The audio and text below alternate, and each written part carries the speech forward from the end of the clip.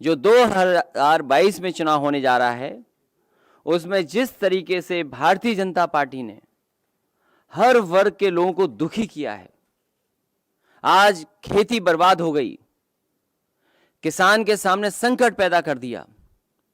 कहने को तो भारतीय जनता पार्टी लगातार ये बात कह रही है कि जो कानून हैं, उन कानूनों से किसानों को लाभ मिलेगा, लेकिन पूरे देश के किसान चाहते हैं कि सभी कानून वापस हों, क्योंकि उन कानूनों से उनका हित नहीं होता।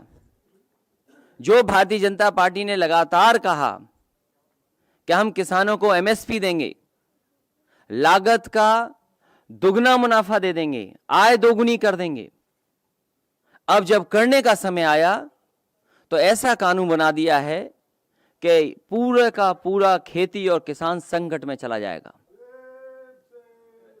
साथ ही साथ नौजवानों के साथ भी संकट है।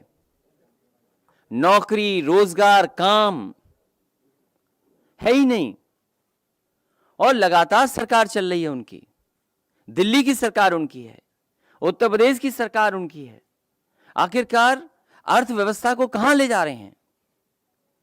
किसान अगर हमारा बर्बाद हो जाएगा, नौजवान के हाथ में काम नहीं होगा, और जो सपने दिखा रहे हैं कि इन्वेस्टमेंट आ रहा है, आखिरकार इन्वेस्टमेंट अगर आ रहा है तो जा कहां रहा है? उत्तर प्रदेश में तो कोई इन्वेस्टमेंट दिखाई नहीं दे रहा। कोई वर्ग नहीं बचा जो अपमानित इस सरकार में ना हो रहा हो। और कैसी ठोको नीति चल रही है। जो पुलिस कह दे रही है, एक बार पुलिस ने कह दिया, वही सरकार मान ले रही है, वही बीजेपी कह रही है। क्या हाथरस में क्या नहीं हुआ? बदायूं में एक मां के साथ क्या नहीं हुआ? आज 3 बहनें, जो 2 तो जिनकी जान चली गई, एक बचेगी नहीं बचेगी, बड़ा सवाल है। उन्नाव में लगातार घटनाएं हो रही हैं। आखिर दोषी कौन है इसका? जिम्मेदार कौन है? जब सरकार पुलिस को खुली छूट दे देगी तो यही होगा। बेहतर से बेहतर चीजें दी पुलिस को, सब इस सरकार ने बर्बाद कर दिया। बेहतर इंतजाम हुए थे, वो बर्बाद कर दिए। जौनपुर की घटना आपको पता होगा।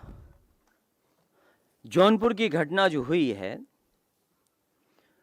कि पुलिस ने पिटाई की, और जब पुलिस को पता लगा कि अब ये बच नहीं सकता, इसकी जान जा सकती है, तो सुबह तड़के अस्पताल में फेंक करके चले गए। और बाद में क्या हुआ? उस नौजवान की जान चली गई। ये केवल एक घटना नहीं है उत्तर प्रदेश में।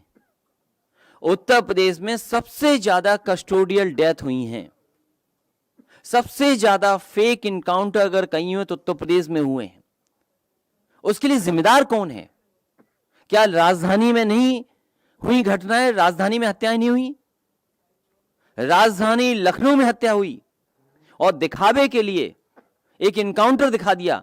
क्या सही अपराधी का इनकाउंटर हुआ कि नहीं हुआ? क्या सरकार नहीं जानती कि कौन पीछे था उसके? तो सरकार चिन्हित कर करके अन्याय भी कर रही है, अपमानित भी कर रही है लोगों को। और ये पहले दिन से हो रहा है इस सरकार में, क्योंकि जिस तरीके से पूरे उत्तर प्रदेश में सरकार बनते ही फेक इनकाउंटर का सिलसिला शुरू हुआ था। कौन नहीं जानता? बुलंदशहर में घटना हुई, नोएडा में इनकाउंटर का जो एडमिट था वो भाग गया छोड़ करके। और देखिए यूपी पुलिस की निशाना देखिए कहां लगता है केवल।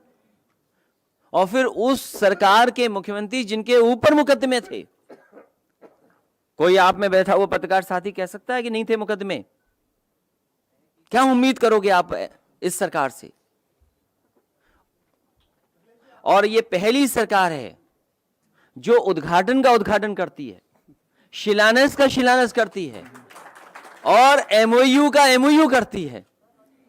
एक कदम और आगे चले गए हैं। सरकार ऐसी है जो उद्घाटन का उद्घाटन करती है, शिलान्यास का शिलान्यास करती है, एमओयू का एमओयू कर रही है। अरे कम से कम अपने एमओयू तो उठाते जो खुद ने एमओयू किए थे। 4 लाख करोड़, 5 लाख करोड़, आखिरकार कहां है वो पैसा? क्या जमीन पे पहुंचा वो पैसा जो इन्वेस्टमेंट के वादे किए गए थे? बड़ा बड़ा डिफेंस कॉरिडोर के लिए न जाने कैसे कैसे हवाई जहाज, हेलीकॉप्टर इसी लखनऊ में गोमती के किनारे लाए गए थे, जब जरूरत थी भारतीय जनता पार्टी को अपने आप को शोकेस करने के लिए। तो गोमती का नजारा क्या बनाया था? आपसे किसी से छिपा नहीं है।